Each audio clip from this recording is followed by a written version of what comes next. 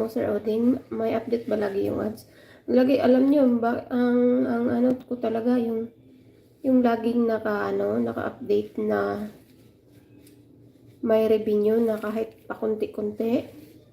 Ano talaga, mas malaki pa ngayon yung revenue sa short ko. Mas malaki pa. May nakikita pa talaga ko. Di gaya ng dati no month of December. Malaki ang ads ko noon. Mabot ata yun ng medyo malaki. Kasi 'di ba maliit lang talaga naman ang dito, 'di ba? Harang. Ang maliit. Tapos ngayon, iwan ko kung bakit. Month of December ata yun, malaki talaga siya. Mabot siya ng $9, siguro 10. Ngayon, wali. As in, wali. Magkano lang? Sa 28 days, kano lang yun? $1? Naku. Kaya sabi ko, nakakapagod din mag-ilis. Panay premier, pero wali. Ewan ko, anong gagawin?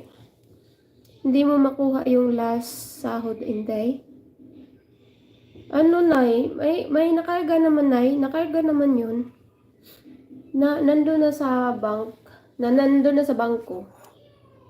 Pero nung last month at saka ngayon, iniipon ko na naman. Kasi, ang gusto ko sana noon, nagkamali ako, sana pala, nung nagkarga na siya ng, dapat, February, first week, ako update sa bank account, para nung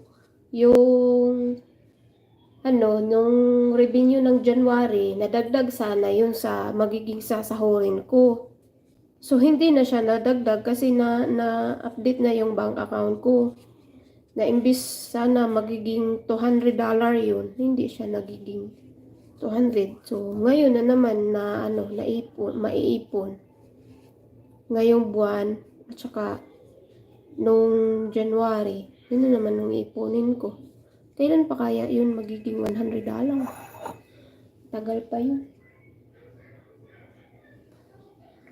Tapos pag-uuwi na ako, 'di ba? Hindi na ako masyadong makapagpalipad, so wala na din halos magpaano sa akin.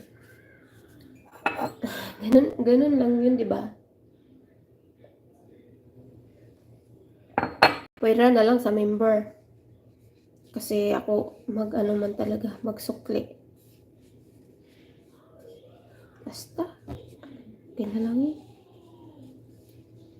Diba, sabi ko ng kapatid ko, wag mong tawag nito? Wag mong withdrawin yan, wag mo kunin yan, kasi alam mo na, pauwi na ako, may ako dyan, may project ako dyan. Wag mo kukunin.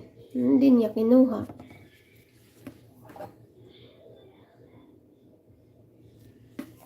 Ako lang kukuha pag uwi.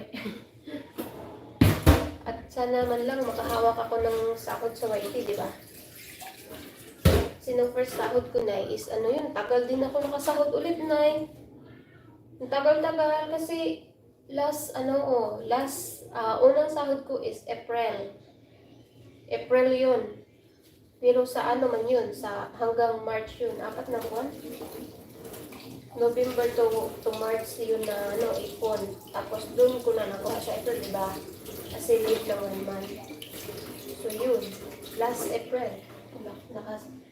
First sahod ko last April. Ngayon, pangalawang sahod ko, sabi ko wag mo kunin. Hirap makabuo. Kaya nga, Nay, tapos siguro, Nay, mas maganda ngayon, focus talaga sa short. Kasi nakikita ko, Nay, mas marami pang, mas may ads, may revenue kang makikita sa short, as in. Sa akin, dami ads. Kanayan. Kaso, demonetize na ako. Oo nga, bakit nga yun, Sir Oding? Ay, oo pala, sa ID mo. Kasi kasuhin mo yung ID mo. Madali lang naman yan. Hirap talaga makabuo, Nay, as in. Mahirap. Alam mo na, ano nangyari?